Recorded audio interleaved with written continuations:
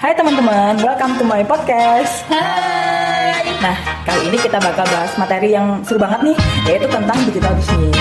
Oke, di sini kita ada beberapa narasumber mulia kita.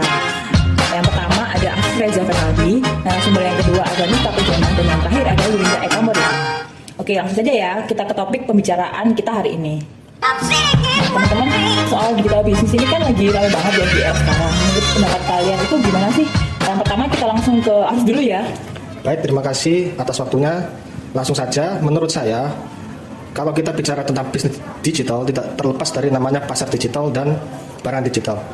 Nah, kita harus tahu nih definisinya dulu. Yang pertama itu bisnis. Bisnis itu adalah sekelompok orang ya yang bertujuan untuk mencari profit. Profitnya ini dengan cara melakukan usaha dagang, semisalnya itu. Yang selanjutnya adalah pasar. Pasar sendiri itu merupakan tempat berkumpulnya orang-orang untuk melakukan transaksi jual beli. Yang selanjutnya lagi ada namanya barang. Barang ini merupakan suatu komoditas yang memiliki nilai. Nah, setelah kita mengetahui definisi itu tadi, maka kita perlu tahu apa yang disebut dengan digital. Digital sendiri itu suatu teknologi yang berdasarkan suatu bilangan 1 dan 0, atau yang disebut dengan radix. Yang biasanya digunakan untuk sistem komputer yang disebut sebagai bilangan binary. Sehingga jika didefinisikan, bisnis digital, pasar digital dan barang digital adalah bisnis, pasar dan barang yang menggunakan suatu pemrograman yang terdiri dari kumpulan bilangan binary. Oh, I see. Jadi gini deh, biar gampangnya langsung aja ke contohnya, bisa nggak, Viv? Jadi contoh dari bisnis digital, pasar digital, dan barang digital itu apa aja sih? Ya, kita masuk ke contoh. Contoh dari bisnis digital sendiri itu, semisal seorang arsitek menggunakan teknologi yang ada dalam komputer untuk melakukan desain rumah. Selanjutnya ada pasar digital. Kita sering mengetahui ya, bahwa marketplace ini seperti Tokped, Bukalapak itu mempermudah kita dalam melakukan jual beli. Lalu yang terakhir adalah barang digital. Barang digital ini intangible ya sifatnya, jadi juga nggak terlihat. Salah satu contohnya adalah buku. Buku itu sekarang tidak hanya kertas, tapi bisa juga bentuknya digital, nggak terlihat, menggunakan data Word atau PDF seperti itu. Oke. Jadi intinya bisnis digital, pasar digital, dan barang digital ini lebih menggunakan komputer ya jadi basisnya. Terus jadi ini kan ada 3 model bisnis nih, bisnis digital, yaitu ada intermediary, licensing, dan merchant. Nah, kalau maksudnya dari masing-masing itu tuh apa sih? Kayak gimana gitu konsepnya? Ya. Baik, yang pertama saya akan menjelaskan intermediary. Intermediary ini menekankan pada mengumpulkan, menganalisis, dan juga informasi. Contohnya adalah Google Search Engine. Ketika kita mengetik jam, maka secara otomatis akan muncul hasil pencarian-pencarian tersebut yang berhubungan dengan jam. Selain itu juga ada namanya licensing ya. Licensing ini paten ya, jelas. Artinya memperjualbelikan paten. Salah satu contoh yang paling mudah ini Microsoft Office. Word, Excel, PowerPoint itu kita harus membeli hak paten mereka untuk mendapatkan layanan-layanan yang masih di lock ya. Jadi harus kita unlock dulu melalui memberi hak paten tadi. Yang terakhir ada namanya merchant. Jadi merchant ini sifatnya adalah suatu toko, tapi dia tidak, bentuknya itu bukan yang fisik, melainkan non fisik atau intangible, tidak terlihat tadi ya. Salah satu contohnya adalah layanan online Pizza Hut. Kita Pizza Hut biasanya untuk beli langsung ke tempatnya, sekarang kita bisa online melalui Tokopedia, Shopee, GoFood, seperti itu. Wah, menarik juga ya, Viv. Jadi dapat disimpulkan nih bahwa perkembangan teknologi itu memunculkan digitalisasi. Nah, digitalisasi ini merubah pola perilaku manusia dalam berbagai aspek. Muncul model bisnis baru, intermediary, licensing, dan merchant yang tentu mempermudah manusia dalam kesehariannya. Nah, kalau menurut Miftah sendiri nih gimana ya? Jadi selain model bisnis digital yang dijelasin Afif itu ada apa lagi sih? Kalau setahu aku ya loh, bisnis digital itu ada banyak bentuk, namun yang aku ketahui itu seperti pasar digital, konten digital, dan distribusi digital. Oh, I see. Boleh nggak sih kalau misalnya dijelasin secara singkat gitu seputar pasar digital, konten digital, dan distribusi digital? Karena sebenarnya kata-kata itu kayak nggak asing gitu nggak sih buat kita-kita. Tapi sebenarnya masih bingung juga konsepnya itu kayak gimana. Nah, jadi gini loh, kan kita sekarang lagi menduduki di era revolusi industri 4.0. Pasti nggak asing juga kan sama yang namanya digital. Nah, jadi pasar digital itu sekarang banyak dilirik oleh pelaku usaha karena dapat mengembangkan bisnisnya dan dapat meningkatkan penjualan. Apalagi pada situasi pandemi saat ini ya, pelaku usaha pasti harus memanfaatkan digital agar bisnisnya itu tetap bertahan. Ya, I see.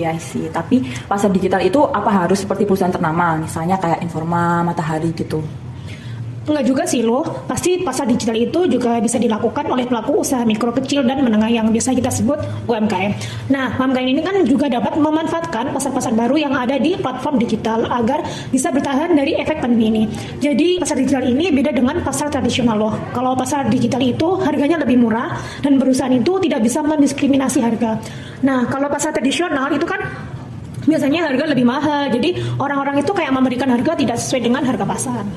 Iya juga ya Mif, kalau dilihat-lihat sekarang tuh banyak banget gak sih pebisnis yang memanfaatkan usahanya melalui pasar digital daripada pasar tradisional. Nah kalau tentang konten digital sendiri Mif, itu kayak gimana sih? Apa kayak yang di YouTube itu ya, kayak orang-orang itu ngontenin produknya biar laku terjual, biar orang-orang itu tertarik dengan produk yang dijual itu. Nah, bener loh. Jadi, konten digital itu informasi yang disampaikan ke pengguna dan bisa juga digunakan sebagai alat bantu promosi untuk melayani kebutuhan pelanggan. Jadi, konten digital ini bisa dibagikan di berbagai jenis media seperti streaming video dan siaran langsung. Iya bener banget tuh, sering banget aku lihat tuh di live TikTok, di Shopee, mereka tuh pada mempromosiin produknya gitu agar laku terjual. Iya loh benar. Nah, konten digital ini juga ada kaitannya juga loh dengan distribusi digital. Jadi, perusahaan itu dapat menjual produknya secara langsung kepada pelanggan dan dapat menjangkau pasar yang lebih luas melalui jangkauan global internet. Jadi, perusahaan itu tidak harus turun lapangan untuk mempromosikan produk yang dijual. Jadi, kita bisa men-setting wilayah mana saja sih yang akan digunakan untuk pendistribusian produk. Oke, jadi makin kesini perubahan zaman itu makin canggih banget ya dan memudahkan kita banget gitu. Ya pastinya tetap butuh effort sih untuk melakukan sebuah pekerjaan, tapi dengan adanya perubahan zaman ini yang secanggih ini, khususnya yang kita bahas barusan ini soal digital business, itu sangat mempermudah pekerjaan banget dan banyak opsi-opsi yang bisa diambil untuk mengambil keputusan, apalagi kalau soal marketing ya. Nah Yur, kalau menurut kamu nih, apa sih yang menyebabkan bisnis digital ini tuh berhasil? Ya, menurut aku nih, ya perkembangan bisnis digital itu sukses ya karena mudah, cepat, intinya sangat membantu masyarakat lah di kehidupan nyata. Kita lihat aja sekarang, adanya transportasi online itu kan sangat membantu ya. Kita nih mau pergi kemana-mana, cuma tinggal klik, langsung bisa dapat kendaraan. Setuju. Sekarang juga kan masyarakat nggak perlu tuh cari antri lama di pinggir jalan, macet-macetan, dikejar waktu pula. Di samping itu ya loh, transportasi online tuh lebih aman. Kita tuh bisa melacak pengemudi lewat mana, nggak mungkin kan disesatin. Kalau ada apa-apa juga kita bisa langsung lapor. Nah iya Yur, kalau dulu kan mungkin kalau misalnya nih kita pergi sendiri, itu kadang suka takut gitu kan. Takut dibegal lah, salah arah atau nyasar, atau enggak bisa juga karena tarifnya itu kemahalan. Nah kalau soal e-commerce nih, gimana ya Yur? Kan sekarang banyak tuh, kira-kira peluang e-commerce tuh kayak gimana ya? E-commerce ya, kalau kita bahas e-commerce tuh banyak, mulai dari yang warna hijau, orange, sampai biru tuh juga ada. Sama sih lo, intinya mempercepat transaksi, apalagi era sekarang ini kan mudah-mudah kita tuh mageran. Mematikan lampu aja mager, apalagi buat aktivitas yang ribet. Kalau ada e-commerce kan kita nggak perlu ke toko, nggak perlu ngeluarin ongkos buat jalan, nggak usah capek-capek bandingin harga dari toko satu ke toko lain. Semua itu udah bisa didapetin lewat aplikasi. Wah, kalau dipikir-pikir lagi tuh emang bisnis digital ini tuh merubah kebiasaan banget ya, rutinitas kita sehari-hari. Apalagi kalau buat millennials yang sekarang tuh pada jumpo gitu, mageran, dikit-dikit capek. Intinya udah nggak mau susah deh. E-commerce ini tuh kan memang menjanjikan banget dan mungkin bisa menjadi salah satu situs yang paling sering dikunjungi oleh masyarakat. Tapi nggak hanya kaum millennials aja. Bener banget loh, contohnya aja ya liburan semester kemarin aku pergi nih ke Bali. Dari akomodasi hotel, kendaraan, makanan, tiket liburan, semua itu udah ada di e-commerce. Cuma modal HP, kuota udah gak perlu ribet. Tinggal kita pilih aja yang sesuai dengan budget kita. So far sih emang memudahkan banget ya. Liburannya tuh jadi prepare banget gitu. Apalagi yang paling penting bisa nyesuaiin budget. Nah, jadi kita tuh bisa meminimalisir banget kalau over budget gitu. Ya lo, nggak cuma itu tahu. Sekarang tuh penjual di e-commerce juga berkembang ke media digital gitu, kayak YouTube, TikTok. Mereka kreatif banget tuh, joget-joget sambil mempromosikan produk mereka. Bahkan ketika mereka promosi lewat konten, penjualannya tuh makin naik. Iya Yur, aku tuh pernah lihat pakaian kayak baju-baju gitu yang dipromosiin sama selebgram lewat konten. Nah bajunya itu sampai cepet banget gitu loh sold-nya. Bahkan harus pre-order gitu kalau mau beli. Kayak dalam hitungan detik tuh konten baru liris. Dan itu tuh langsung sold gitu loh. Nah kan kalau dibikin konten tuh masyarakat pada tertarik loh. Selain menghibur, terus dengan adanya selebgram kan jadi ada yang ditiru. Ada pola sugesti gitu deh. Jadi selain kontennya ringan, juga punya value tersendiri lah. Tapi Yur, aku tuh pernah denger ya soal digital agency. Kalau nggak salah itu pemasaran buat all shop ya. Itu kayaknya potensinya bagus deh. Bener banget loh, digital agency itu kan pihak ketiga yang membantu klien buat promosiin produk atau jasa mereka. Nah itu bagus tuh buat menyasar pada bisnis pemula atau buat UMKM. Kadang kan masyarakat menengah ke bawah itu masih bingung ya lo gimana supaya produk atau jasa mereka tuh menarik buat pelanggan. Jadi dengan adanya digital agency itu sangat membantu. Wah, jadi menarik ya topik bahasan soal bisnis digital ini.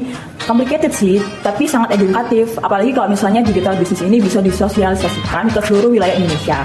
Jadi nggak hanya kaum milenial saja yang paham soal dan memanfaatkan kecanggihan perubahan zaman ini, tapi seluruh masyarakat bisa menggunakan dan memanfaatkannya. Tapi in a good way ya guys. Oke guys, makasih ya udah stay tune ke podcast kita. See you soon. Bye.